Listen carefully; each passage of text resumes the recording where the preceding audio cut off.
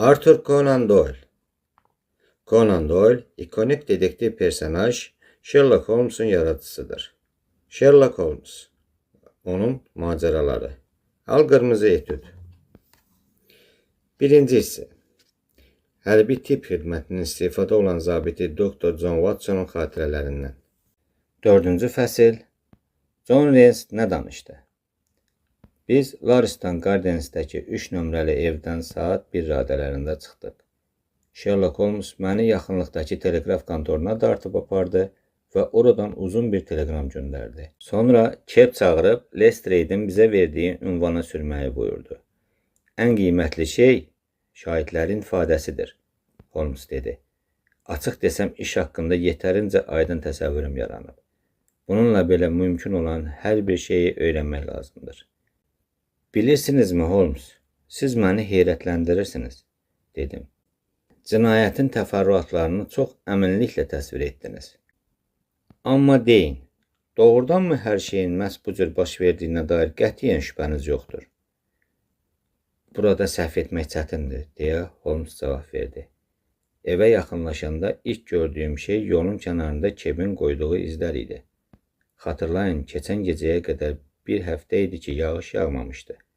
Deməli, 2 dərin təkər izləri qoymuş Kep görünür, keçən gecə oradan keçib. Sonra mən atın dırnaq izlərini gördüm. Həm də bir ayağının izi digər 3 ayağının izinə nisbətən daha aydın idi. Belə çıxır ki, nal təzə olub. Kep oraya yağış başlayandan sonra çatıb. Səhərsə Gregsonun sözlərinə görə heç kim Keplə gəlməyib.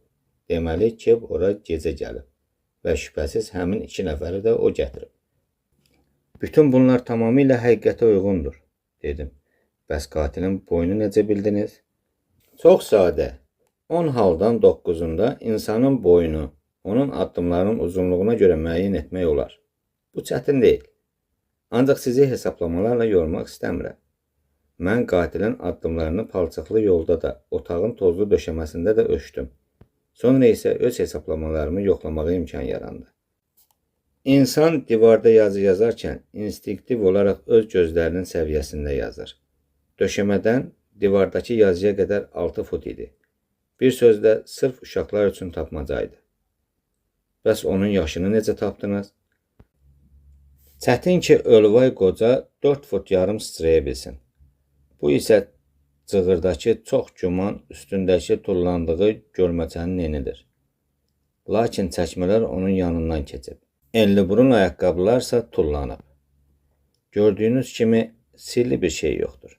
Sadəcə məqaləmdə irəli sürdüyüm deduktiv düşünmənin bəzi müşahidə qaydalarını praktikada tətbiq edirəm. Başqa nə anlaşılmazlıq var? Dırnaqlar və trixonopol siqarı, deyə cavab verdim. Divardakı yazı qana batmış şəhadət barmağı ilə yazılıb. Zərrəbinlə baxanda gördüm ki, qatil hərfləri yazarkən divardakı suvağı azca cızıb. Əgər dırnaqlar qısa olsaydı, bu baş verməzdi. Döşəmədən yığıb götürdüyüm isə tünd və qat-qat idi. Bu cür kül ancaq trixonopol siqarından qalır. Axı, mən müxtəlif növ tütüllərin küllərini xüsusilə öyrənmişəm. Bilmək istəyirsinizsə, bu barədə böyük bir tədqiqat əsəri yazmışam. Qürrələnə bilərəm ki, ilk baxışdan külünə görə siqaran ya da tütünün növünü təyin etməyi bacarıram. Yeri gəlmişkən belə xırdalıqlara bələd olmaq, məharətli xəfiyyəni hər cür Gregsonlar və Lestrade'lərdən fərqləndirir. Bəs qırmızı sifət, deyə soruşdum. Bax, bu daha cəsarətli fikirdir. Hərçənd burada da haqlı olduğuma şübhə etmirəm. Amma hələlik bu barədə soruşmayın. Əlimi alnıma çəkdim. Başım fırlanır, dedim. Bu cinayət haqqında nə qədər çox fikirləşirsənsə, bir o qədər qəlizləşir. Bu 2 nəfər, əgər doğrudan da 2 nəfər olublarsa, o boş evə necə gəliblər? Onları gətirən faytonçu hara yoxa çıxıb? Biri digərinə zəhər içməyə necə məcbur edə bilib? Qan kimin qanıdır? Qatil əgər qurbanını qarət etməyibsə, onun məqsədi nə olub? Qadın üzüyü ora necə düşüb? Ən əsası isə ikinci adam qaçmazdan əvvəl niyə divara Almanca rexi sözünü yazıb? Boynuma alıram ki, qətiyyən başa düşmürəm ki, bu faktları bir-birinə necə bağlayın. Dostum razı halda gülümsədi. Siz bu işin bütün çətinliklərini qısaca və ağıllı şəkildə saydınız. O dedi. Burada qaranlıq şey çoxdur. Amma əsas faktların köməyi ilə mən artıq müəmmanın cavabını tapmışam. Yazıq Lestreyin tapıntısı isə polisi yalnız izə yönəltmək üçün qatilin hazırladığı kələkdir. Güya bu işdə sosialistlərin ya da hansısa gizli təşkilatın əli var. Bunu Alman yazmayıb. Əgər fikir verdinizsə, qatil A hərfini gotik şriftlə yazmağa çalışıb. Əsl Alman isə həmişə latin tərzində çarp hərfləri ilə yazır. Ona görə də iddia edə bilərik ki, bunu Alman yox, naşi təqlidçi böyük səy göstərərək yazıb. Əlbəttə, bu istintaqı çaşdırmaq üçün hilədir. Hələlik bunlardan başqa sizə heç nə deməyəcəyim.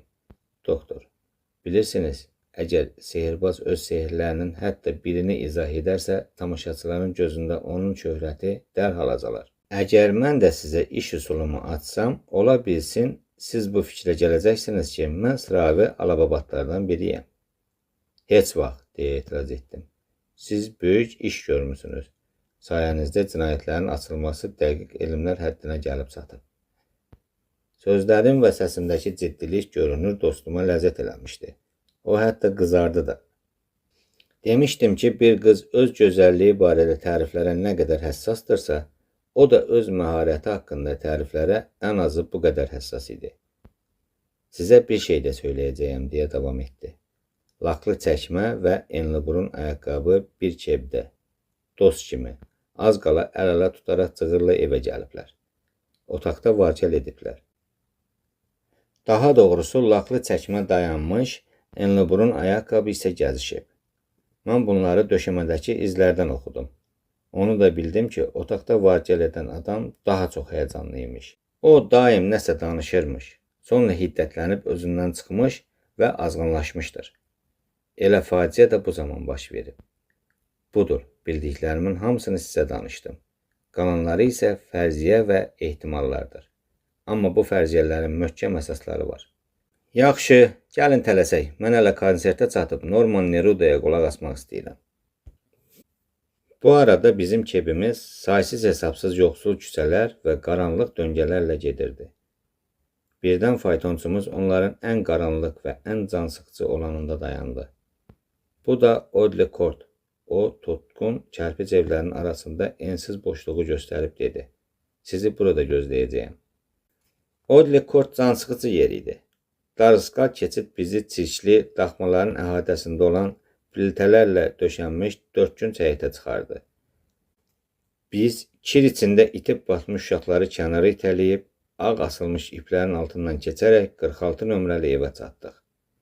Qapının üstündə Rens adı yazılmış mis lövhə vardı. Bizə dedilər ki, konstable hələ yuxudan oyanmayıb və kiçik qonaq otağında gözləməyi təklif etdilər. Birazdan Rens özü də peyda oldu.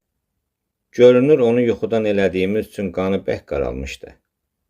Şöbədə ifadə vermişdim axı, deyə donqullandı. Holmes cibindən yarım suveren çıxarıb, fikirli halda barmaqların arasında oynatdı. Sizi şəxsən dinləməkdən məmnun olardıq, dedi. Yaxşı, bildiklərimi danışmağa etiraz etmirəm. Gözlərini qızıl yumrudan çəkməyən konstable cavab verdi. Sadəcə hər şeyi ardıcıllıqla danışın. Rens at tükü ilə doldurulmuş divanda oturdu və sanki hər bir xırdalığı yadına salırmış kimi fikirli qaşlarını tərpətdi. Lap əvvəldən başlayacağım, dedi. Mən gecə növbəsində idim.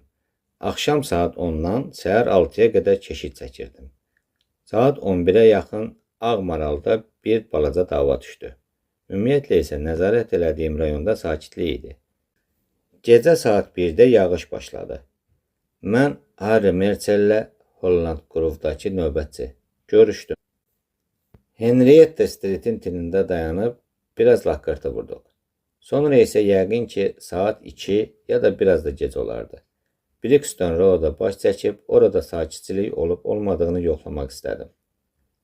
Palçıqdan yerimək olmurdu. Keçib gedən bir-iki kebi saymasaq, ətrafda heç kim gözə dəymirdi. Gəzə-gəzə düşünürdüm ki, öz aramızdır. Bir stəkan isti cin vura bilsəydim, əla olardı. Birdən gördüm ki, həmin evin pəncərəsindən işıq gəldi. Axı mən bilirəm ki, Larus'tan Gardensdə 2 ev boşdur. Çünki ev sahibi kanalizasiya borularını təmizlətmək istəmir. Amma yeri gəlmişkən oranın son sakini qarın yatalağından ölmüşdü.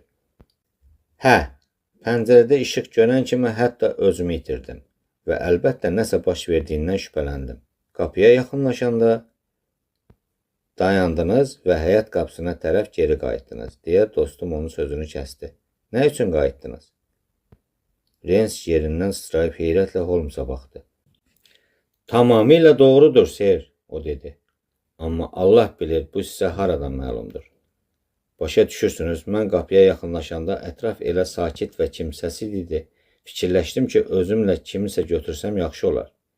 Ümumiyyətlə, yerin üstündə gəzənlərin heç birindən qorxmuram. Amma yerin altında yatanlarsa başqa məsələdir. Fikirləşdim ki, bəlkə bu qarın yatalağından öləndir. Onu məhv edən kanalizasiya borularını yoxlamağa gəlib. Boynuma alıram ki, qorxdum. Ona görə də geri qayıtdım. Düşündüm ki, bəlkə Mercerin fənərini görərəm. Amma ətrafda heç kim yox idi. Küçədə də heç kəs yox idi. Bircə canlı da, ser. Hətta bir köpək də qaçmadı. Onda mən özümü ələ aldım, geri qayıdıb evin qapısını taybatay açdım. Evdə səssizlik idi. Mən işıq gələn otağa girdim. Buxarının üstündə qırmızı mumdan şam vardı və gördüm ki, bilirəm nə gördüyünüzü. Bir neçə dəfə otağı gəzib, cəsədin yanında diz üstə çöktünüz. Sonra gedib mətbəxin qapısını açdınız. Sonra John Rens qorxu və şübhə ilə Holmesa baxaraq birdən ayağa sıçradı. Dayanın, bəs siz harada gizlənmişdiniz? Niyə bunların hamısını görmüsünüz, hə? O qışqırdı. Siz nəsə çox şey bilirsiniz. Holmes güldü və vizit kartını konstablin qarşısına tulladı. Xahiş edirəm, məni cinayətdə şübhəli bilib həbs etməyin, dedi. Mən canavar deyiləm, iz axtaran itlərdən biriyəm. Mr. Gregson ya da Mr. Lestrade bunu təsdiqləyər. Lütfən davam edin. Sonra nə oldu? Rens yenə oturdu. Amma əvvəlki kimi karıxmış halda idi. Həyət qapısına qaçıb fit saldım. Mercer ilə 2 nəfər qaçıb gəldi. Küçədə yenə heç kim yox idi. Hə, demək olar ki, heç kim. Bunu necə başa düşək? Konstablin üzündə təbəssüm göründü. Bilirsiniz, ser, ömrümdə çox sərxoş görmüşəm. Amma bunun kimi keflisini görməmişdim. Mən küçəyə çıxanda o doqqazın yanında hasara söykənmişdi. Amma heç cür ayaq üstə dura bilmirdi. Özü də var gücü ilə hansısa mahnına bağırırdı. Ayaqları sözünə baxmırdı. Görkəmi necə idi? Sherlock Holmes tez soruşdu. John Rens məsələyə daxil olmayan bu sualdan açıq-aşkar əsəbləşmişdi. Necə olacaq? Eşşək kimi işmişdi, deyə cavab verdi. Əgər işimiz olmasaydı, əlbəttə onu şöbəyə aparardıq. Onun sifətinə, geyiminə fikir vermədinizmi? Holmes səbirsizliklə soruşdu. Necə fikir vermədim axı? Biz Mercerlə bu qırmızı sifət yekəpəri ayağa qaldırmağa çalışırdıq. Çənəsi ağzına qədər şərflə sarınmışdı. Kifayətdir, Holmes qışqırdı. Sonra hara getdi? Bu sərxoşla əlləşməyə vaxtımız yox idi. Başımız qarışmışdı. Polismin inci halda dedi. Əmin olun, birtəhər gedib çıxıb evinə. Əynində nə vardı? Qəhvəyi palto. Əlində qamçı yox idi ki. Qamçı? Yox. Demək onu yaxınlıqda bir yerə tollayıb. Dostum dodaqaltı dedi. Bəlkə siz görübsünüz ya da eşitibsiniz. Ondan sonra oradan keçmədi ki. Yox. Bu da sizin yarım soveren. Holmes ayağa qalxıb şlyapasını götürərək dedi. Rens, qorxuram ki, sizin rütbənizi heç zaman böyütməsinlər. Hərdən bir başla fikirləşmək də lazımdır. Daha onu bəzək kimi gəzdirmək yox. Dünən gecə siz serjant rütbəsini ala bilərdiniz. Bu sirrin açarı sizin ayağa qaldırmağa çalışdığınız adamdadır. Biz elə onu axtarırıq. İndi bu barədə danışmağın mənası yoxdur. Amma mənə inana bilərsiniz ki, bu belədir. Gedək, doktor. Konstabli böyük təəccüb içərisində qoyub kevimizə tərəf getdik. Belə axmaq heç yerdə yoxdur. Evə qaydanda Holmes hirslə dedi. Bir düşünün, belə nadir bir müvəffəqiyyəti əldən qaçırasan. Mən yenə də çox şey anlaya bilmirəm. Doğrudan da bu adamın əlamətləri sizin təsvir etdiyiniz və bu cinayətlə əlaqəsi olan ikinci şəxsin əlamətləri ilə üst-üstə düşür. Amma o nə üçün ikinci dəfə evə qayıtmaq istəyib? Qatillər belə etmirlər. Üzük dostum, üzük. Bax, onun üçün qayıtmışdı. Onu tutmaq üçün başqa yolumuz qalmasa, üzükdən istifadə edəcəyik. Bu tələ ilə onu tutaram. Mərc gəlirəm ki, tutaram. Sizə çox minnətdaram, doktor. Əgər siz olmasaydınız, yəqin getməzdim. Və necə deyərlər, çox maraqlı etüd əldən buraxardım. Doğrudan da rəssamların jargonundan nə üçün istifadə etməyək? Məgər bu həyatı öyrənməyə kömək edən etüd deyil? Al qırmızı etüd, hə? Al qırmızı cinayət, sarı rəngsiz həyat yumağının arasından keçir. Bizim borcumuz isə sapı açıb ayırmaq və hər santimetrini aşkara çıxarmaqdır. İndi isə nahar edək və gedib Norman Nerudaya qulaq asaq. O yayla çox gözəl davranır. Melodiyası da təmizdir. Onun yaxşı ifa etdiyi Chopin'in kiçik əsərinin motivi necə idi? Tralala, tlerala. Oturacağa söykənən bu həvəskar xəfiyyə Torağay kimi oxuyanda fikirləşdim. İnsan ağlı necə də müxtəlif yönlüdür. 4-cü fəslin sonu.